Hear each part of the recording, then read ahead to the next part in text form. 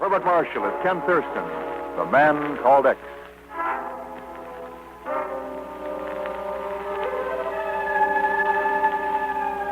Space and time can play funny tricks with a man. For instance, 6 weeks ago, an American flying boat was en route from Singapore to Manila. Over the South China Sea, 1,000 miles from nowhere, someone entered the pilot's compartment. Hey, what's the big idea? Want to know nobody comes in here without a permit? Oh, wait a minute. No! No! Oh!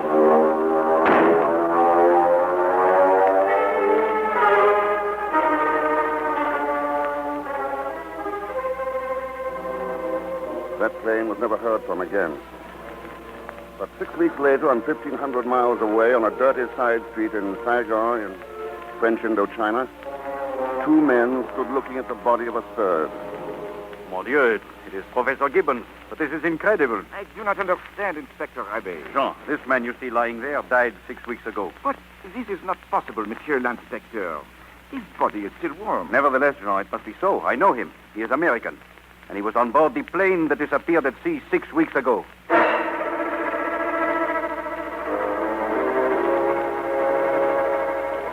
Then, 12 hours later, halfway across the world in Budapest, I got a phone call from New York City.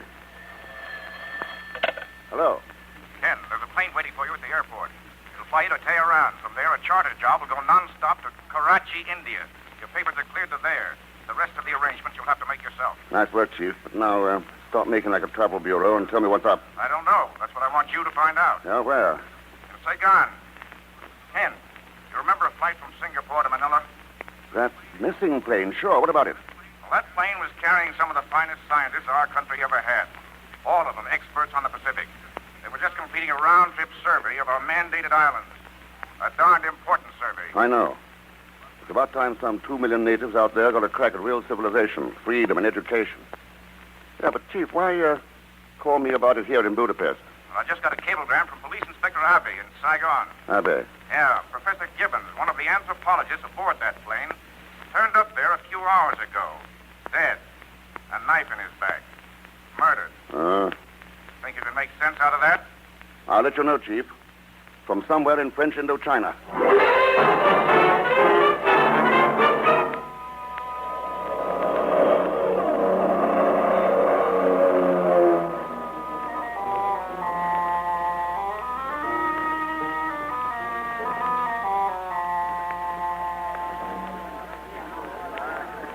Pardon, Monsieur Thurston. I'm Inspector Beaumont of the French police. Welcome to Saigon. Thanks. Only, I didn't know I was expected. Mais oui, monsieur. We have been notified. Our facilities are at your disposal, including one automobile. This way, please. Chief Inspector Abbey has been awaiting your arrival with great anticipation. Abbey, now he's the one who identified Professor Gibbons, isn't he? Oui, monsieur. The inspector had met Monsieur Professor before the war, when he was conducting anthropological expeditions in Cochin, China. So he has more than an official interest in his affairs. Oh, here is my automobile, monsieur. If you will be pleased to enter. Oh, thanks very much. I assure you the pleasure is entirely mine. Mr. X?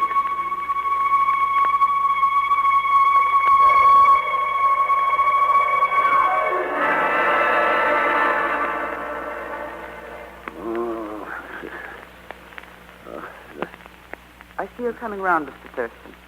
Oh, thanks for telling me. What goes? You're in the back room of Le Cher Noir, a native cafe here in Saigon. I'm Arlene Nelson. I've just got the ropes around your wrists and ankles. We'll go into the cafe as soon as you're ready. Short, sweet, and to the point. That's the way I like things to be. Beaumont liked them that way, too. You grow your police inspectors pretty rugged out here. That was a gag, Mr. Thurston. Yes. He's not with the police. He owns this place. Lucky for you, I saw his boys carry you in here. And what's his interest in me? And yours? The mutual interest of the three of us. The throne of Tayh-Ninh. Huh? I think we can beat him to it if we work together, Mr. Thurston. Tayh-Ninh. 2 questions, Miss Eileen. Shoot. What makes you think I'm interested in this throne? And if I am, why should I string along with you? 2 heads are better than one, Ken. Besides, you're smarter than Professor Gibbons was. Smart enough to know what to choose when it's between $2 million and death.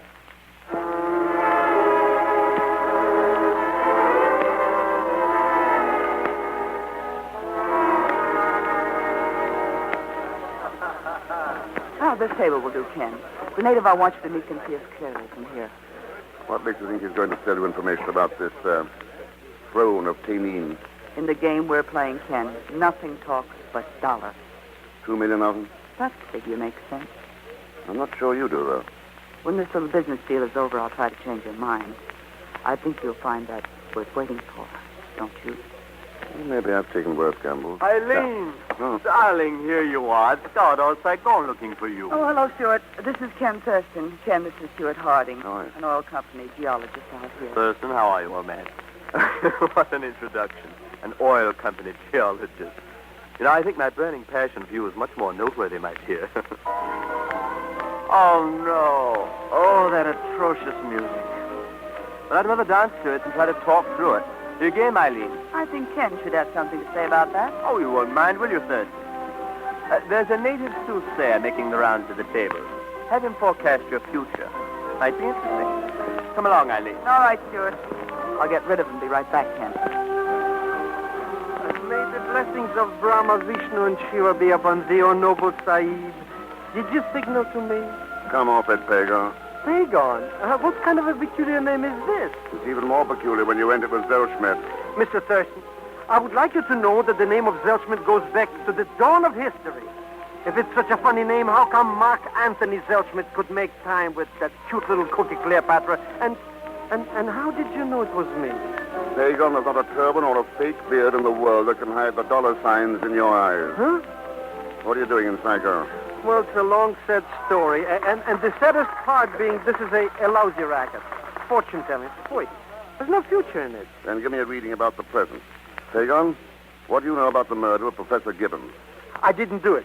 I got friends who'll give me an alibi. Can those underworld friends of yours give you information about the throne of Tayh-Ninh? Huh?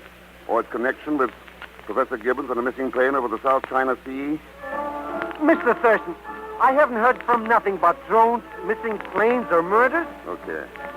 But something connects the three, and Pagan, take a look at that table to the left. The table to the... Mr. Thurston, I don't think that native over there likes us. Look how he's glaring. Friend of yours? Don't be funny, he's a dacoit. And you know what a dacoit is? Yes. That's coach in China for torpedo. And torpedoes kill people, and I don't like the way he's looking at us. Mr. Thurston, someone turn out the light. Curse of Shiva, we found thee. Look out, Pagan. Death to the unbeliever! Mr. Thurston, what happened? Why doesn't somebody turn on the light? Why doesn't somebody turn on the light? You'd only open your eyes, Pagan. You'd see that somebody has. If I'd opened my... Oh, you're right. The lights are back on. What was the big idea of setting the table over me? Take a look at my chair. That knife right through the back of it. The dacoit did it. Could be. And it could have been someone else. It could have been Ken, but it wasn't. You sound pretty sure, Eileen. I am. I saw that dacoit before the lights went out. He was the man who was going to tell us the information. Apparently changed his mind. Yes, and so have I. Our partnership is dissolved, Ken. Oh? Why this sudden change of heart? If the dacoit wanted to play that rough, he must have known you were working for the other side. So from here on in, it's no holds barred, Mr. X.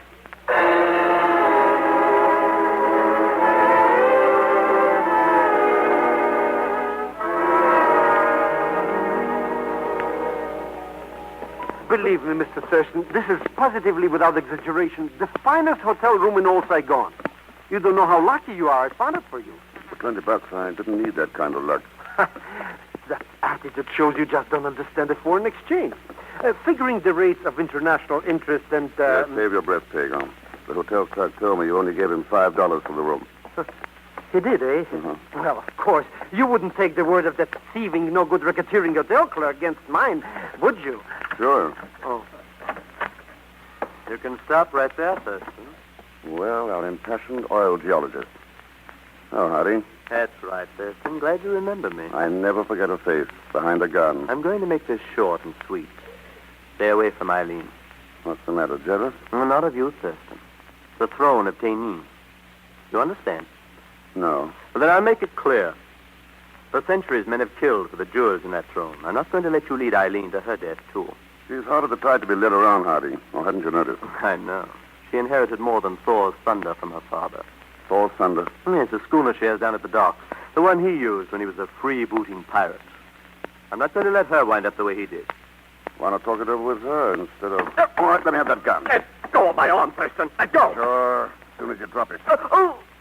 All right. Get it, Pickle. As good as got. Okay, Hardy.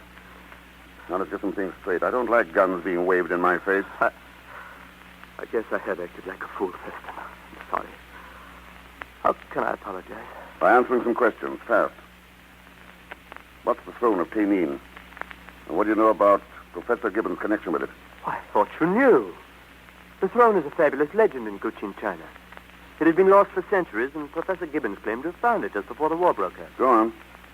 Well, as thrones go, it was a comparatively small affair, easy for him to hide away when he left Saigon just before the Japanese invaded. I see.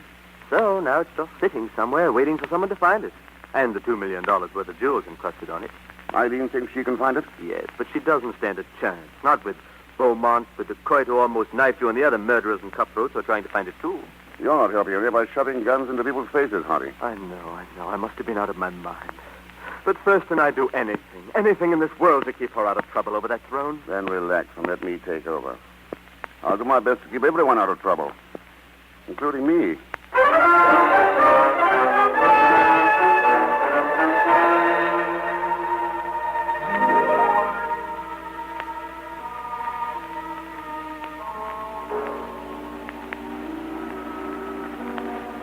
Mr. Thurston, this is ridiculous. Looking for Eileen Nelson's boat at this hour of night? Is there? Of course. Anybody could tell you that looking at that pretty Petunia that she's innocent like a baby. She has nothing to do with nothing. Any better suggestions? Sure. Beaumont. He's the man you want. Such a no good. You know, he wouldn't even pay me a salary when I was working at his cafe. Well, that doesn't prove he's guilty of anything, just sensible. Here's the boat. Let's go aboard. Sneaking aboard a ship this way. What if somebody sees her? Don't worry, Pagon. No lights showing. Probably no one aboard. Then what do you expect to find here anyway? Clues To what? That gorgeous throne? to the missing American scientist. Let's try the main cabin. That should be it. Go in. What did I tell you? There's nothing in here. Well, how can you tell without any light? My natural trust in that Eileen Nelson. I'd rather trust this flashlight. There. You see? Just like I said, there's... Mr. X. Well, It's the throne. That's the throne of Tayh-Ninh. yeah, all $2 million worth. Sitting right in the middle of the cabin aboard Eileen's schooner. Now, where's your natural trust in her? I won't believe it. Beaumont fooled her. He fooled her into telling him use this place to hide the throne. Won't watch, Pagon. If anyone's been fooled, it's Beaumont. Look on the floor behind the throne. On the floor behind? Yeah, with a knife in his heart.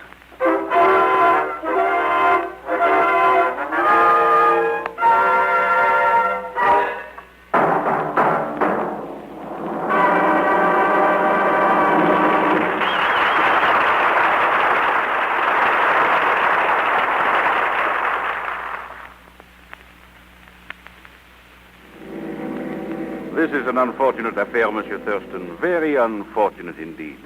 Especially for Beaumont, Inspector Harvey. If you had only come directly to me upon your arrival in Saigon... Well, that was the general idea. Only Beaumont and Eileen Nelson put a crimp into it. Yes, so you have told me. But I fail to see the connection between them and the throne of Tayh-Ninh with your original mission here. I don't see it either, but maybe I can guess. Guesswork is not considered good police practice, monsieur. Then let's look at facts. Professor Gibbons was the only man who knew the location of the throne. He was also a member of the missing scientific mission. And what does that prove, monsieur? Nothing except that $2 million is worth a lot of risk to some people. I'm afraid I do not follow you, monsieur. The path of your logic is very faint indeed. No path too faint to follow if those men are still alive at the end of it, Inspector. If you don't believe me, check with a couple of million natives in the Pacific, whose future welfare might be set back a generation if those scientific findings are lost. Okay, Inspector, there's the schooner. Let's go aboard and look at some other facts. Very well. Maybe they'll help you change your mind. Or perhaps, monsieur, though I'm inclined to doubt it. Well, I thought you said the ship was deserted. A light is shining up the companionway. I left Pagan on guard. His bravery in the presence of dead bodies goes only so far, and it's non-existent in the dark. So, The throne is in the main cabin. Yeah, right in here. You can face some facts for yourself. What is this, Thurston? Your idea of a joke? My sense of humor's better than that, Inspector. But this room... Yeah. No Pagon, no Beaumont, no throne.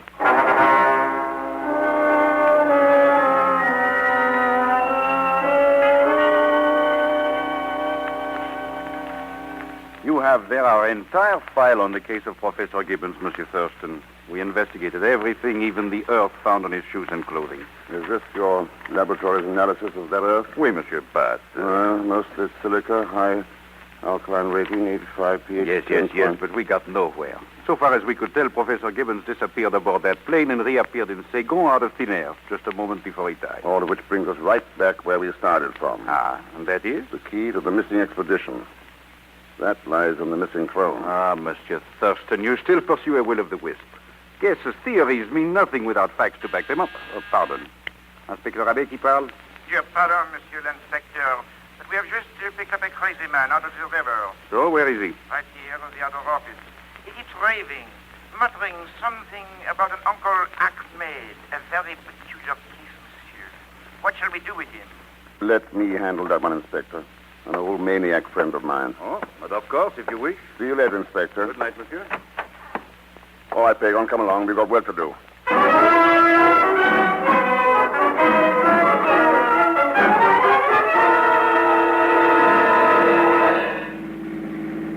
And that's what happened, Mr. X. It was stuffy in that cabin. I went up on the deck for a breath of fresh air. And somebody did what I've often been tempted to do. Huh? Conked you over the head. Mr. Thurston. Well, anyways, the next thing I knew, I'm making like a fish in a river. I never want to see boats in water again. That'll make it kind of tough for you. You're going back to the docks right now. Huh? I want you to hire a speedboat, Pagon, with a cruising range of at least 60 miles. What are we going to do? I'll let you know as soon as I see a geologist. And find out what silicon 85, pH 10.5 really means.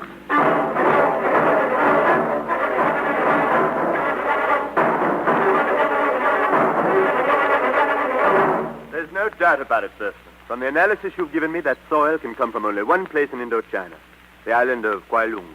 Kwai Lung? Where's that, Hardy? It's a volcanic upthrust some 20 miles down the coast. Geologically speaking, it's a beautiful specimen, but unfortunately, it can't be examined. Why not? Well, it seems the Japs left it booby-trapped with countless landmines. Several tourists were killed there last year, and the authorities have barred it to the public. Oh? I hope I've helped you, Thurston. Sort of makes up for the way I behaved earlier. But may I ask what your interest is in this soil? Professor Gibbons died in Saigon, Harding, but the dust on his shoes came from the island of Kwai Lung.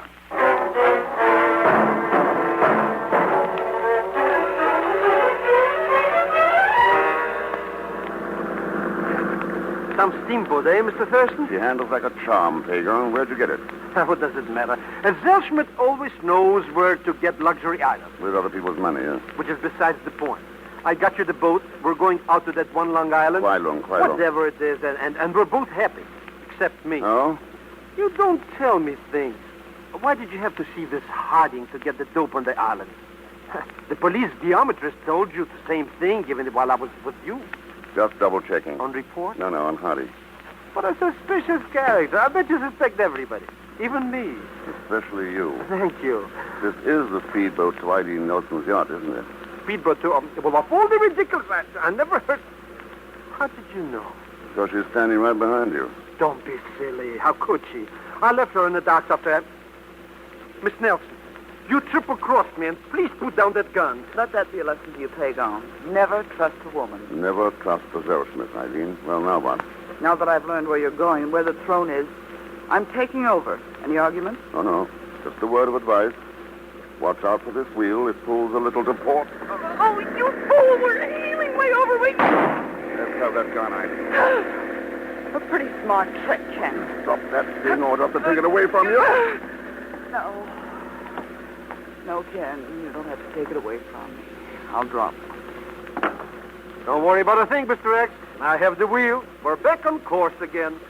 Good work, Pagon. Are we back on course again? Hmm? What's that supposed to mean? You're still holding me. And you know I like it. quite a change of pace, Eileen. It's not really, Ken. Remember last night at Le Chanois? Remember what I said about a certain moment being worth waiting for? Well, Maybe we won't have much longer to wait now. let's talk about that when this is all over. No, don't waste precious time, Ken. What? There's a seaplane flying overhead, following the same course. And if it's flying where I think it is, you and I may never leave the island of Kwai Lung alive.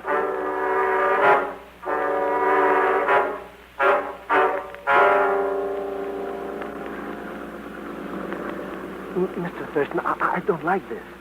How can we land at this place? People get killed here by bombs and things. Not even know where to land, Pagan. What kind of a talk is this? Who knows where to land? That oil slick in the water is going to tell us. Huh? I don't get it. It seems to be flowing out from that underbrush, Ken. Yeah, and that's where we're heading. Mr. X, you're driving this thing right into those bushes. Ken, you were right. A harbor's behind the overhanging brush. Yep, complete with landing dock, seaplane, and all. That's where the oil slick was coming from. What are you going to do now, Ken? Look for the pilots of that plane. Huh? And the throne of Tayh-Ninh. And the missing expedition.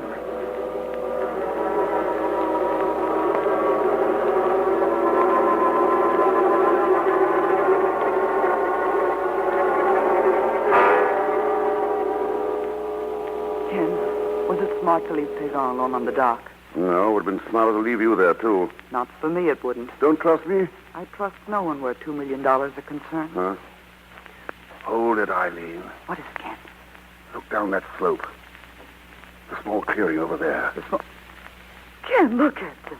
Yeah. Ragged, bearded, in chains. The men you were looking for. Yeah. Brilliant men of science, trained down there like animals. Oh, thank God they're still alive. Save your thanks, Thurston. They won't be for long. Inspector Abbey. Yeah. That's the executioner's gun in your hand, Abbey? It is, Thurston. I've had it ready, waiting for you. But you disappoint me. You do not seem the least surprised at my being here. Why should I be? Your own geologist knew that the soil in Gibbons' shoes came from here, but you made no attempt to investigate. Ken. Sure. He knew Gibbons had hidden the throne, and when he learned Gibbons was off on that scientific mission, he decided to go after it. Quite right, Thurston. It was simple to board that plane at Singapore with my police credentials. Even more simple to dispose of the crew and fly the plane here to Kwai Lung. Only Gibbons proved stubborn, didn't he, Abbey? He wouldn't tell you where the throne was hidden, and when he escaped from here and made his way to Saigon, you caught up with him and killed him. All right, Abbey. Ken, no. Stand back. Your time will come soon enough. Yeah, like Beaumont's. What happened there, Eileen?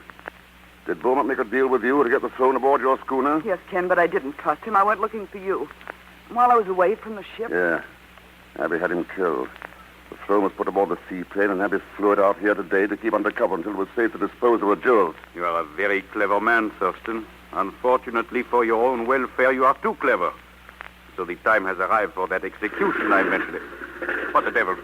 Sounds like somebody's latching onto your throne, Abbey. No, it's not possible. Let's argue later. Oh. Ah. A flyer shouldn't let plane engines distract him, Abbey. Look what happened to you. This is no time to admire your handiwork, Ken. We've got to stop that plane. Well, that's not going anywhere. Not go... What do you mean? Pagan can't fly. Pagan? Sure.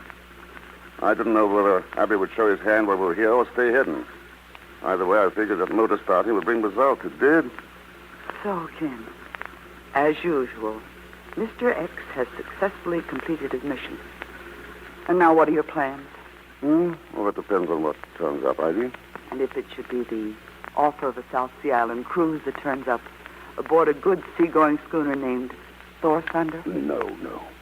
I'm afraid not. Oh, but why not? We're two of a kind, roaming the byways of the world for danger and adventure.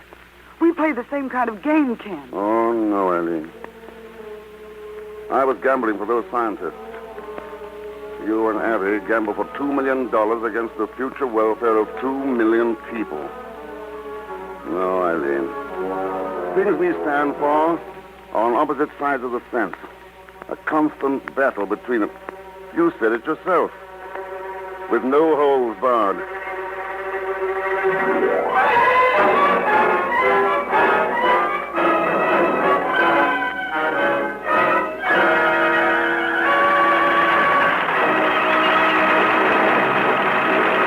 I return. It's a man called X. Good night. Man called X, starring Herbert Marshall, came to you from Hollywood. This is the United States Armed Forces Radio Service, voice of information and education.